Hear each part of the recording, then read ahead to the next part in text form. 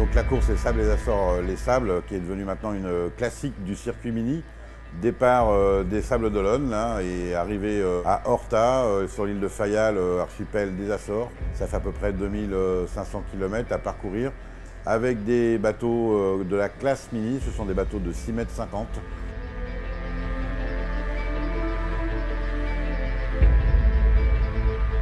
Là, nous avons 33 bateaux qui vont prendre le départ et qui vont arriver d'ici une semaine, 10 jours aux Açores.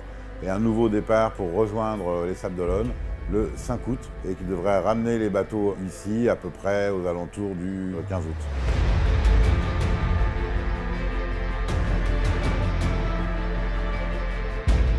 Et l'objectif pour moi, c'est déjà de participer, bien sûr, et montrer à mes partenaires et à toute l'Alsace que ça, c'est un peu l'antichambre du Vendée Globe et que ça va être le début d'une grande aventure.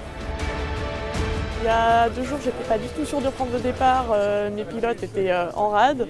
Et grâce aux copains, on a réussi à remonter une installation complète en un temps record.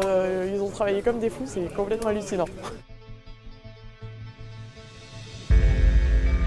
Alors que nous avons principalement des concurrents français, mais aussi des Suisses, des Italiens, des Espagnols, des Anglais. Donc ça reste quand même un plateau relativement international.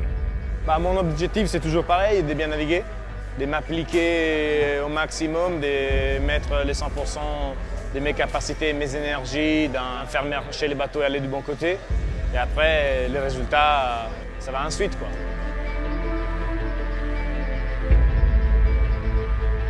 Alors, le parrainage à l'initiative de la commune des Sables d'Olonne consiste à associer un skipper et un commerçant de la ville des Sables d'Olonne. Le rôle du commerçant des Sables d'Olonne est d'aider le skipper à trouver tout ce dont il a besoin, à l'aider dans tous les petits déplacements à l'intérieur des Sables d'Olonne.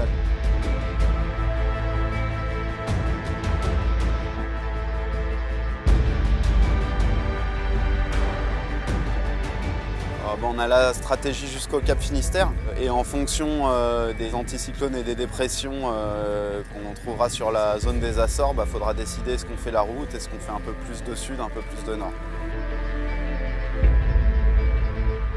J'ai 2 bateaux qui sont censés aller plus vite que moi, donc il va falloir jouer intelligent, stratégie. On pense toujours d'être prêt, en tout cas j'ai travaillé pour être prêt. Ça, si on est prêt ou pas, on les voit quand on est sur l'eau. De la course au large, donc il va falloir que les marins appréhendent la bonne marche du bateau, la bonne gestion de leur sommeil, de leur alimentation. Tout ça, ça fait partie de l'école de la course au large.